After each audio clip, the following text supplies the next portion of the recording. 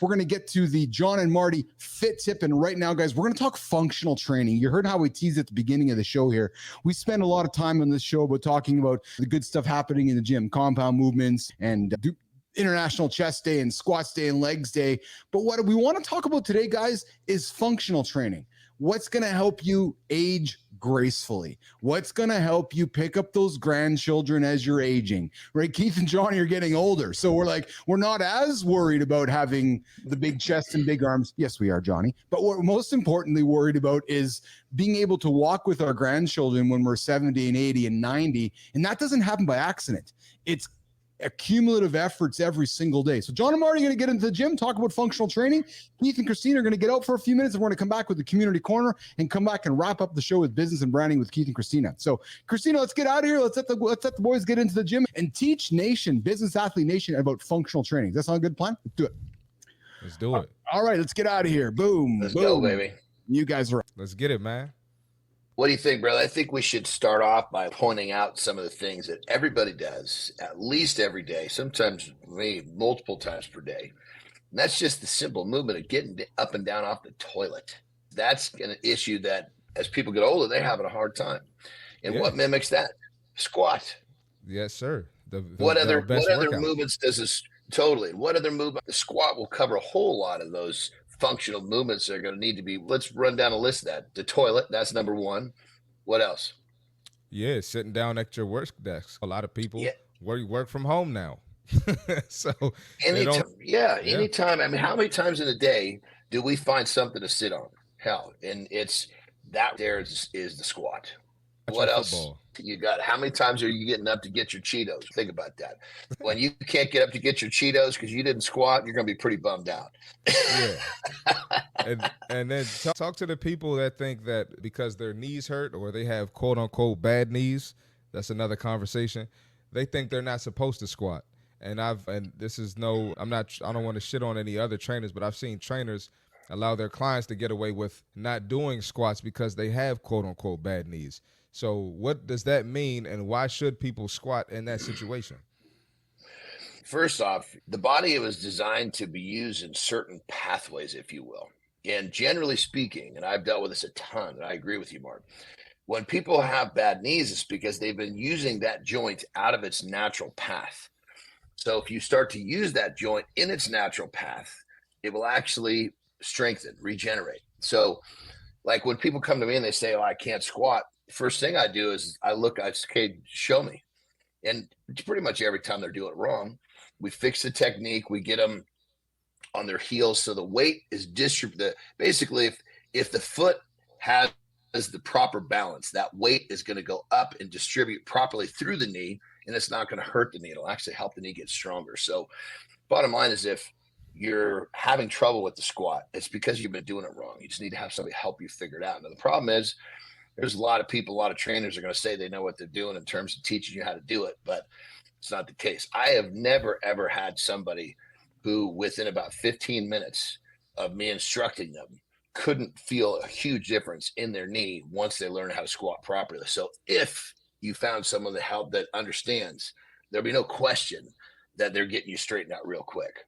So learn to do it. So if it hurts, it's because you've been doing it wrong this whole time. And it's a sign that you need to do it, period. If your knee's hurting, you need to hit some squats. Let's go real quick. Let's take that from, because the squat and the knees hurt. Let's dive into the next one, which we know real close second to the squat is the deadlift. Well, the deadlift, absolutely. You drop something on the ground. What are you going to do? You gonna just look at it, or you gonna bend over and pick that son of a bitch up? Absolutely. Deadlift, that's a mimic. If you got to pick something up, that's a pretty good mimic of that movement. And again, now we're going to hear the song, Oh My Back. Again, if you were doing this shit, your back wouldn't hurt you. And if your back does hurt and you learn to do it right, it'll actually get stronger. You'll feel better. And when you drop a pen on the ground, you can pick that son of a bitch up rather than kicking it over to the wall and somehow scaling down there to get a fingertip on it and trying to pick it up between your fingers. You're just going to be able to bend on down, pick that son of a bitch up. But the bottom line is, these two movements alone will really impact a person's quality of life if they're not doing them, or if they are doing them, it's going to majorly impact their quality of life as they get older. Do you agree with that, brother? Absolutely. Another thing, picking up kids. You want to pick your kids up or grandkids up. You're Yeah. mimicking a deadlift.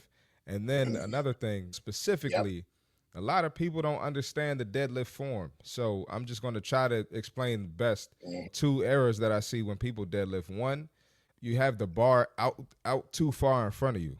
So when you have the bar out too far in front of you, now you're putting strain on your lower back opposed to letting those posterior Yep. chain muscles dominate the exercise. And then another one too is the angle of your knee. Your knees shouldn't be bending forward. Obviously, you bend your knees in a deadlift, but the degree of your knee is going to be different than it is in the degree of a squat. So those are just two small errors that people mess up a lot in deadlifts, and that could probably lead to their injury. Yeah. 100%. Again, if you use the back, use the knee in the proper path, it's going to get stronger, not weaker. Yep. So and here's the thing. I had a client, unfortunately he passed away, but goodness, he trained with me until he was in his mid 80s. And Oh he was wow. squatting, deadlifting it. Yeah, he was squatting, and not heavy, but he was squatting, deadlifting every week.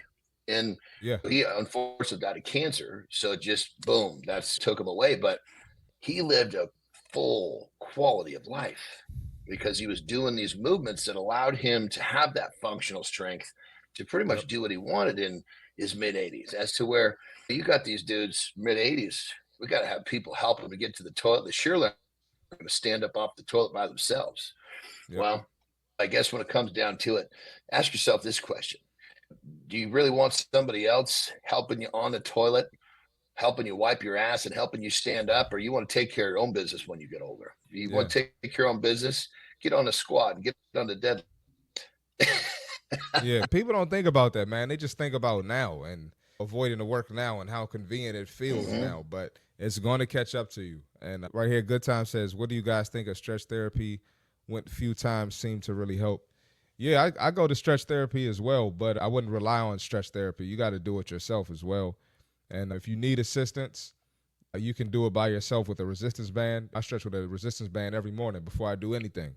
So I got a whole routine that I do. I probably need to post it on my social media, and I'll sprinkle in stretch therapy maybe once a month, maybe twice a month, just depending how I feel, just to get that extra assistance. But don't rely on that. You still got to do something on your own, unless you're going to stretch therapy 7 days a week.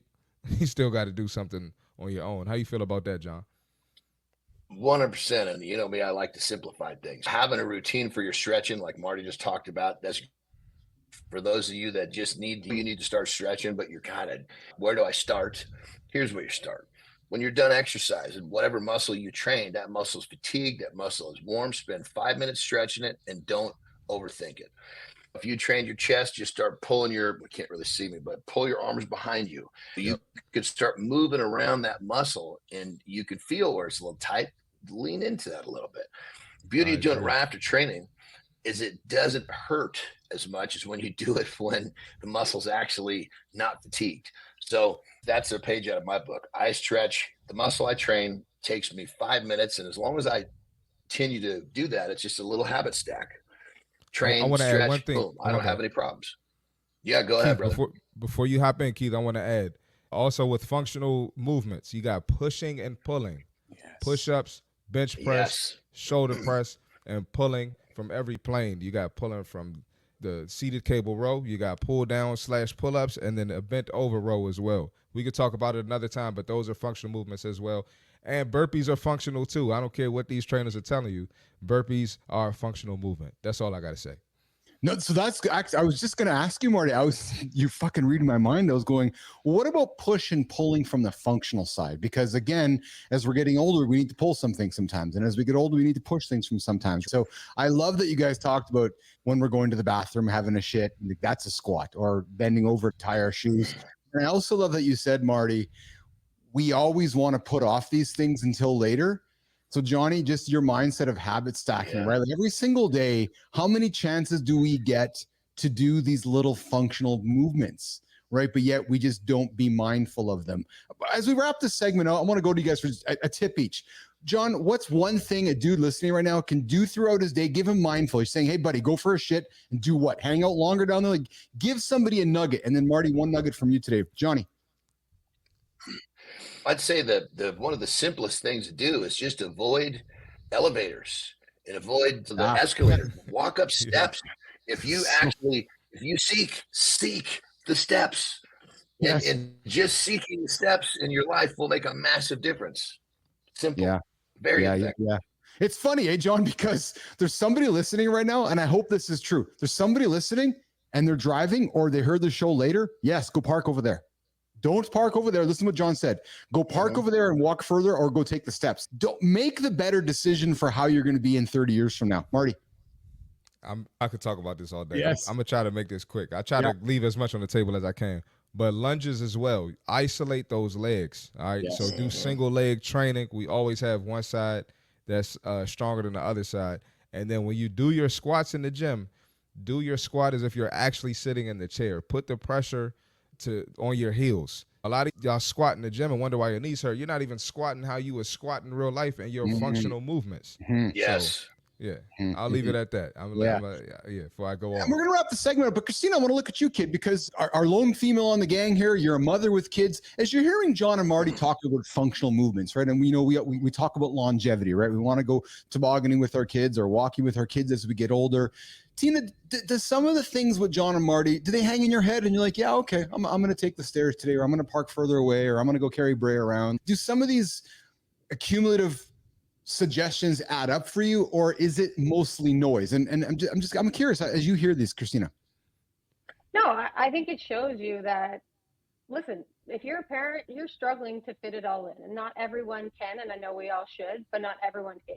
And little things that you can do in your life, like taking the stairs, paying attention, stretching when you've got 5 minutes, like those things are going to add up, and likely they're going to get you to a point where it doesn't exhaust you at the thought of actually then building the workout in, or it's going to get you the little pieces of progress that give you the confidence to say, okay, now I'm ready. Because as a parent, my mind shift entirely changed when I was realizing I was getting fucking like tennis elbow and shit from carrying my kids.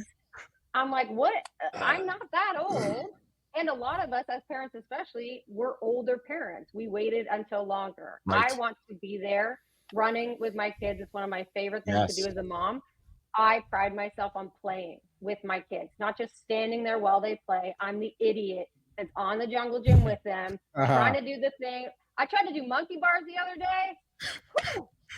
I am not little anymore, but we did it. Me as a little girl, like that's the stuff I want to be able to do. And these little things, they all add up to be able to continue to do those things.